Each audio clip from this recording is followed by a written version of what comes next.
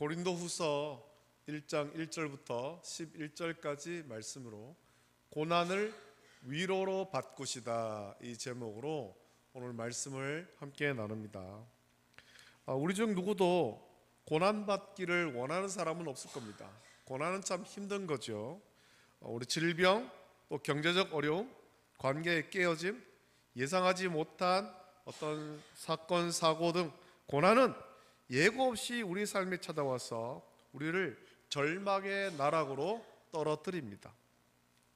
고난 앞에서 우리는 이렇게 생각하죠. 왜 이런 고난이 나에게 닥쳤는가? 왜 많고 많은 사람 가운데 나만 이런 고난을 당하는가? 그렇게 절규하면서 때로는 침묵하시는 듯한 하나님을 향해 원망 섞인 질문을 던질 때 있습니다. 하나님, 왜 나에게 이런 고난을 주십니까? 왜 나를 이토록 힘들게 하십니까?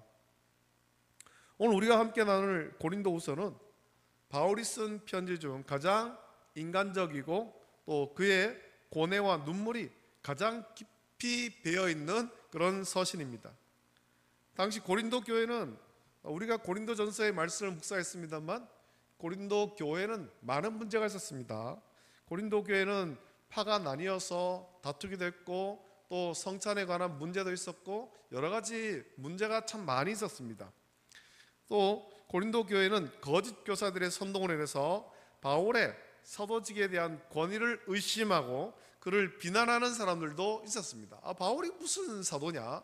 바울의 어떤 그 사도적 권위에 대해서 의심하고 인정하지 않는 사람들도 있었다는 겁니다. 바울은 자기를 변호하고 성도를 향한 변함없는 사랑을 전하기 위해서 이제 고린도 후서의 서신서를 쓰는 겁니다. 특히 바울은 이 편지의 서두에서 아주 이례적으로 자기가 겪은 극심한 고난에 관해서 이야기합니다. 보통 우리가 누군가의 편지를 보낼 때 편지의 첫 부분에는 감사와 축복의 인사말로 채우기 마련인데, 바울은 자기의 가장 아픈 상처를 꺼내 보여주는 것으로 편지를 시작하고 있습니다. 내가 이런 고난이 있었다. 왜 그렇게 편지를 쓸까요? 여기는 고난을 다루시는 하나님의 놀라운 섭리와 계획이 있기 때문입니다. 오늘 말씀을 통해서 우리의 고난마저도 선한 도구로 사용해서 위로와 소망으로 바꾸시는 그런 모든 위로의 하나님을 깊이 만나는 저와 여러분 되시기를 예수님의 이름으로 축복합니다. 먼저 우리는 바울이 고난 속에서 경험한 하나님이 어떤 분인지를 좀 주목해야 됩니다. 바울이 고난을 겪으면서 자기가 만난 하나님, 내가 만난 하나님, 내가 고난 가운데 만난 하나님은 이런 하나님이다 라고 그렇게 고백하고 있는 거죠. 바울은 3절에서 하나님을 세 가지 이름으로 부릅니다. 3절, 4절 말씀 보면 찬송하리로다. 그는 우리 주 예수 그리스도의 하나님이시요 자비의 하나님이시요 모든 위로의 하나님이시며 우리의 모든 환난 중에서 우리를 위로하사 우리로 하여금 하나님께 받는 위로로서 모든 환난 중에 있는 자들을 능히 위로하게 하시는 이시로다 라고 고백하고 있습니다. 바울은 먼저 하나님은 우리 주 예수 그리스도의 하나님이다 라고 말하고 있습니다. 여러분, 이것은 우리 구원의 기초죠. 우리가 고난 중에도 흔들리지 않을 수 있는 이유는 예수 그리스도를 통해 하나님과 우리의 관계가 이미 확립되었기 때문입니다. 두 번째로 바울은 자비의 하나님을 말하고 있습니다. 자비는 불쌍히 여기는 마음이죠. 아버지가 고통받는 자녀를 외면하지 못하고 아픈 가슴으로 끌어안듯 하나님 아버지께서 우리가 고난 속에서 신음할 때 누구보다 아파하시며 우리를 긍휼히 여기시는 분입니다. 그리고 이 본문에서 바울은 세 번째로 하나님은 모든 위로의 하나님이다 라고 고백합니다. 여러분, 세상의 위로는 일시적이고 제한적입니다. 사실 세상의 어떤 위로가 우리에게 충분하지가 않습니다. 친구의 따뜻한 말 한마디, 잠시의 즐거움은 고난의 근본적인 문제를 해결해 주지 못한다는 겁니다. 우리를 엄습한 그런 고난들이 있을 때 사람들이 와서 위로를 해주려고 하지만 그것이 실제로는 위로가 되지 않는다는 거예요.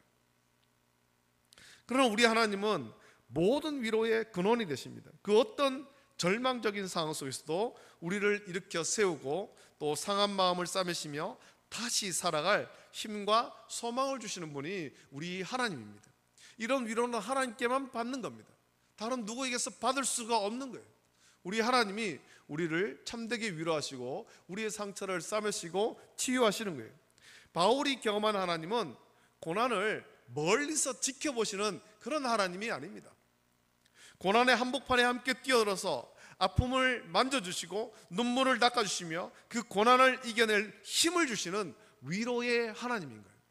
우리가 고난을 겪을 때 멀찍이 떨어서 힘내라 그렇게 말씀하시는 것이 아니라 우리 바로 옆에서 우리와 함께 그 고난을 이겨나가며 헤쳐나가시면서 우리를 위로하시는 거예요.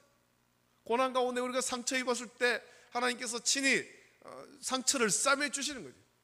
예수님 피 묻은 손길로 우리의 상처를 싸매서 치료하시면서 함께 고난을 헤쳐나가는 거예요. 우리가 고난을 이겨낼 수 있도록 옆에서 같이 가시는 거예요.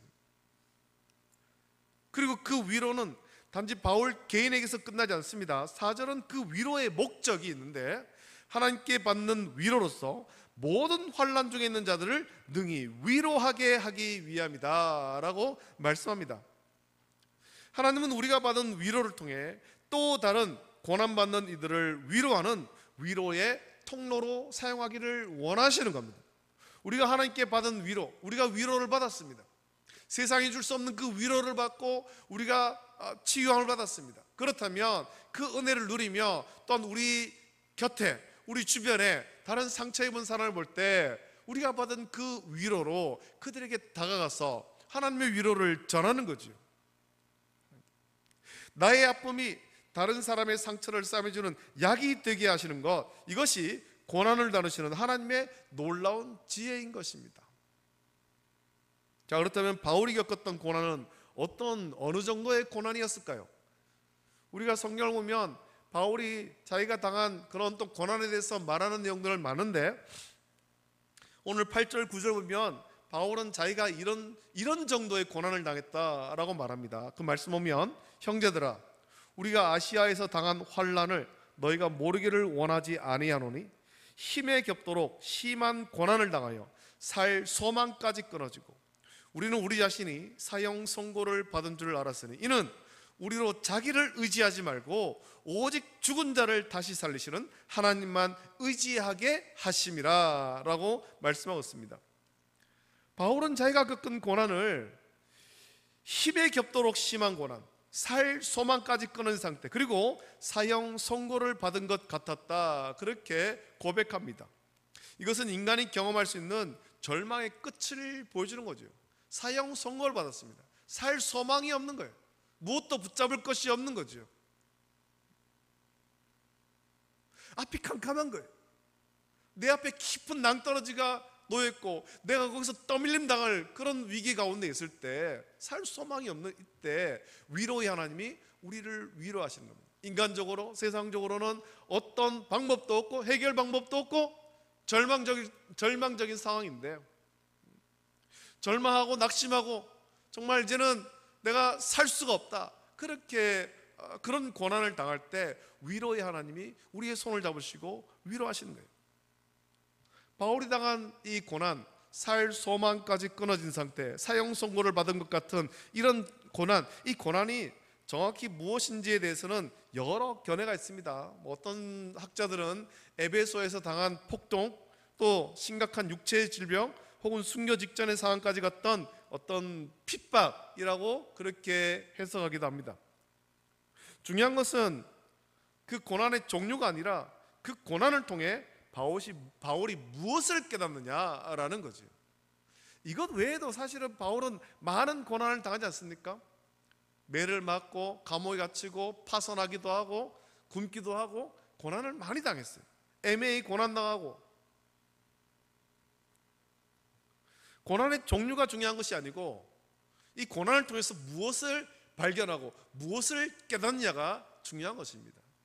저와 여러분들도 마찬가지입니다. 우리 인생을 살면서 우리가 참 우리의 생각으로 이해할 수 없는 그런 고난이 분명히 있습니다. 그 고난 가운데 낙심하고 절망할 것이 아니라 그 고난 가운데서도 위로하시는 하나님, 바울과 같이 위로하시는 하나님을 만나고 하나님 뜻을 분별하고 그 뜻 가운데 우리가 온전하게 복종하는 것입니다. 하나님의 위로를 받고 새 힘을 얻어서 우리 하나님께서 기뻐하시는 것이 무엇인가, 내가 어떻게 살기를 원하시는가, 그것을 분별하고 그 뜻 가운데 복종하는 거예요. 바울은 이 극심한 고난을 통해서 하나님께서 자기에게 가르치고자 하신 영적 교훈을 발견합니다. 그것은 자기를 의지하지 말고 오직 죽은 자를 다시 살리시는 하나님만 의지하게 하려 하십니다 라는 겁니다. 내 힘과 내 의지 또는 내가 가진 것, 나와 함께한 사람, 이들을 의지하는 것이 아니라 죽은 자를 살리시는, 죽은 자를 다시 살리시는 생명의 하나님, 능력의 하나님, 전능하신 하나님, 그 하나님만 의지하는 거예요. 우리에게 사명 주신 하나님, 그 하나님만 의지하는 것입니다. 우리는 조금만 힘이 있고 기댈 구석이 있으면 하나님보다 자기 자신과 세상을 의지하려고 하는 교만한 본성이 있습니다. 하나님은 때로 우리가 의지하던 모든 것이 끊어지는 이 사형선고와 같은 상황을 허락하심으로 우리의 시선을 오직 부활의 주님이시요 죽은 자를 다시 살리시는 전능하신 하나님께로 돌리기를 원하시는 겁니다. 우리의 시선을 하나님께로 고정하게 하시는 겁니다. 가장 깊은 절망의 자리야말로 인간의 힘이 아닌 하나님의 능력을 온전히 경험하는 가장 복된 자리가 될 수 있음을 바울은 자기의 삶을 통해서 증언하는 겁니다. 이제 우리는 바울이 왜 편지 첫머리부터 이 고린도 후서 이 서신서를 보내면서 첫머리부터 자신의 고난을 이야기했는지 그 이유를 이제 분명히 알 수 있죠.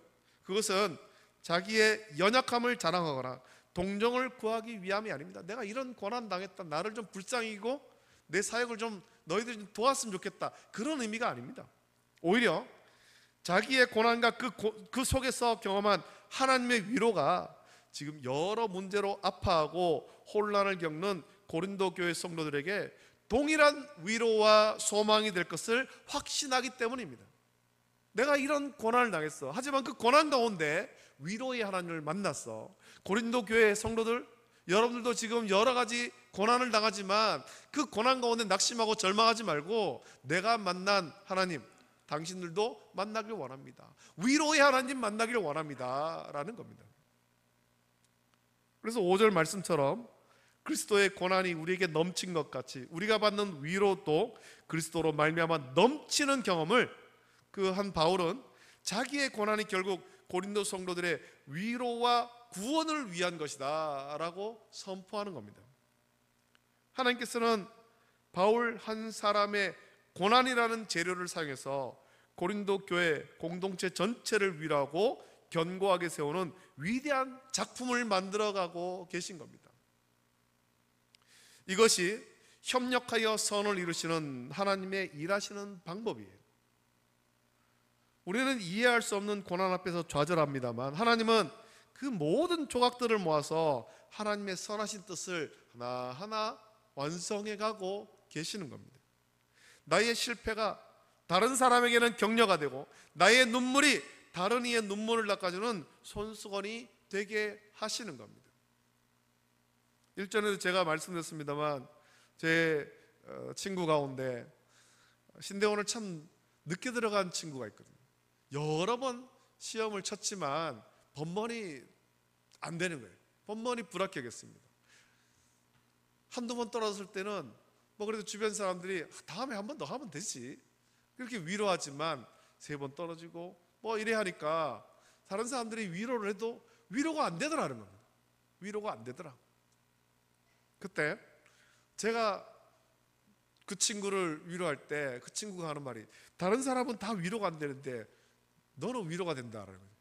왜냐하면 저에게도 아픔이 있기 때문에, 불합격의 아픔이 있었기 때문에 제가 먼저 그걸 경험했으니까 너도 그때 이렇게 힘들었었겠구나, 그제서야 그 친구도 느끼고 저의 위로가 되더라는 겁니다.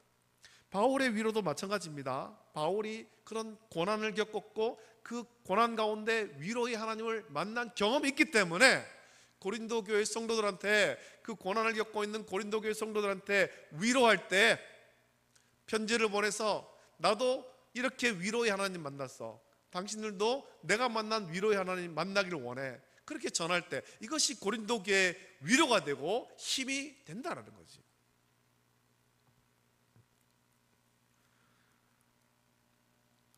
여러분, 하나님 나라에서는 쓸모없는 고난이는 없습니다. 주님 손에 붙들린 우리의 모든 아픔은 다른 영혼을 살리는 생명의 도구가 되는 것입니다. 오늘 우리는 바울의 고백을 통해서 고난의 의미를 좀 새롭게 발견했습니다. 고난은 결코 우리의 삶의 끝이 아닙니다. 오히려 우리를 더 깊은 믿음의 자리로, 그리고 더 풍성한 위로의 자리로 인도하시는 하나님의 손길인 겁니다. 내 생각으로는 도무지 이해되지 않는, 참 감당하기 힘든 그런 고난이지만 그것을 깊이 묵상할 때 그 안에 하나님의 선하신 뜻이 있고 하나님의 위로가 있고 하나님의 섭리가 있다는 겁니다. 우리 이것을 발견해야 되는 거죠. 그래서 우리는 그 고난 속에서 더 풍성한 위로의 자리로 나가야 됩니다.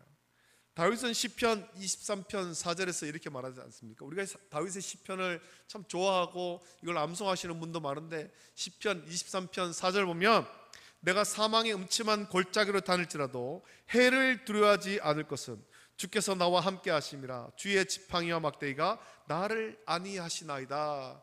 다윗은 고백했습니다. 우리가 걷는 고난의 길은 끝이 보이지 않는 어두운 터널과 같을 때가 많습니다. 마치 사망의 음침한 골짜기 같죠. 그러나 그곳은 사망의 음침한 골짜기일 뿐 우리가 영원히 머무는 곳이 아니에요.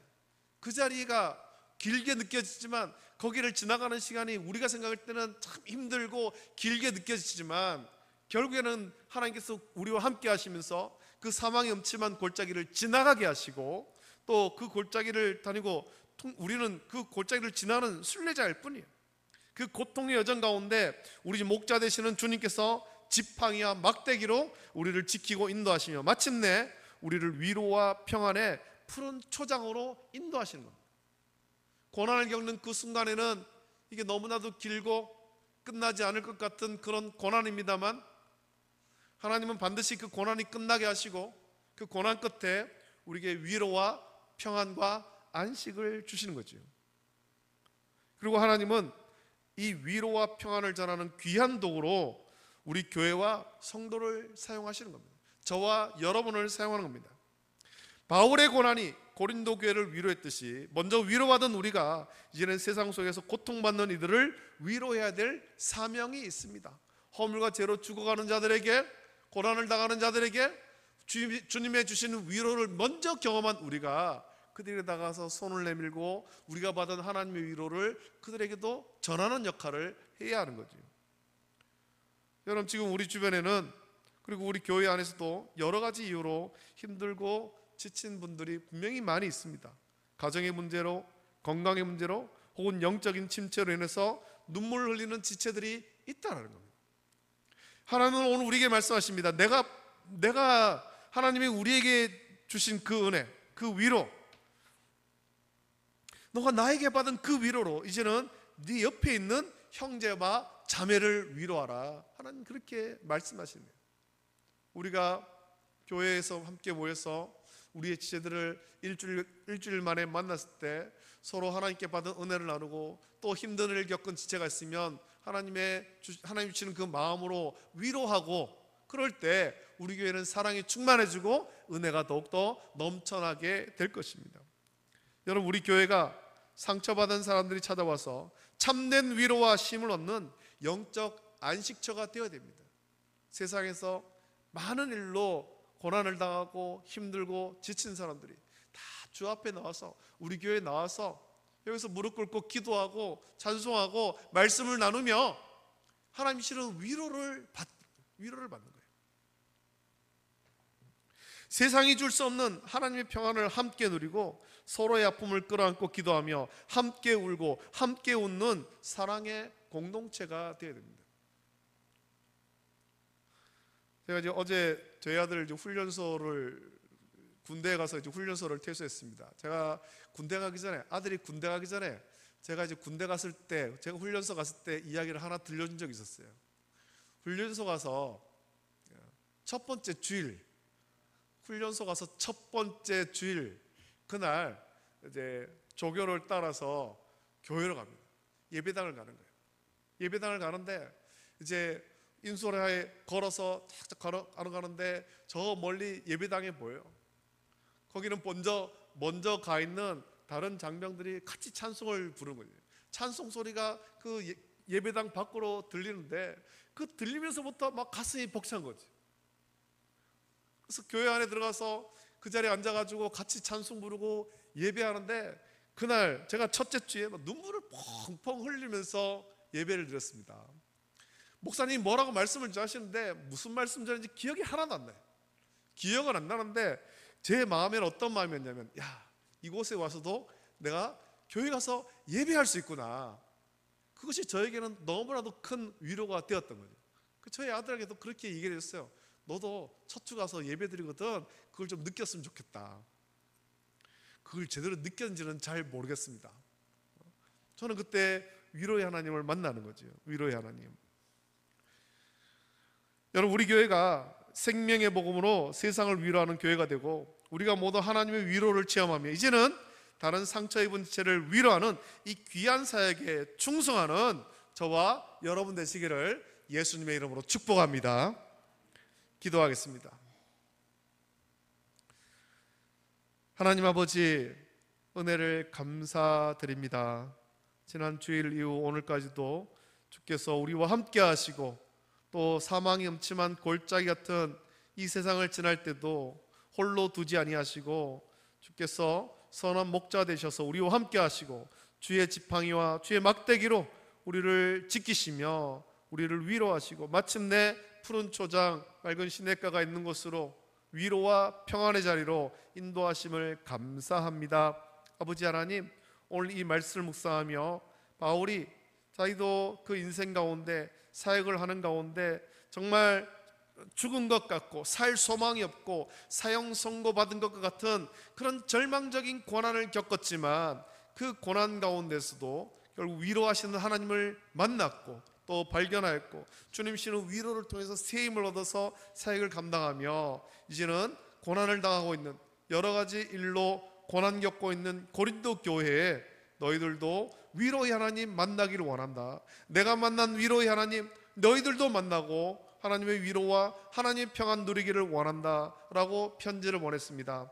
오늘 이 말씀 묵상하며 오늘 우리의 마음 가운데도 세상에서 여러 가지 힘들고 지친 일이 있다면 주님 이 시간에 우리에게 찾아오셔서 우리를 위로하여 주시옵소서. 예수님 피 묻은 손길로 우리의 모든 상처를 싸매시고 치유하여 주시기를 간절히 소원하고 우리가 주님의 위로를 받고 또 구원의 기쁨과 감격을 회복하여서 이제는 우리의 눈을 돌려서 우리 주변에 우리 지체 가운데 고난당하고 있는 자, 어려움을 겪고 있는 자, 상처 입은 자들을 찾아서 하나님의 위로를 전하는 그런 우리 모든 성도들 있도록 은혜 내려 주시옵소서. 감사합니다. 예수님의 이름으로 기도드립니다. 아멘.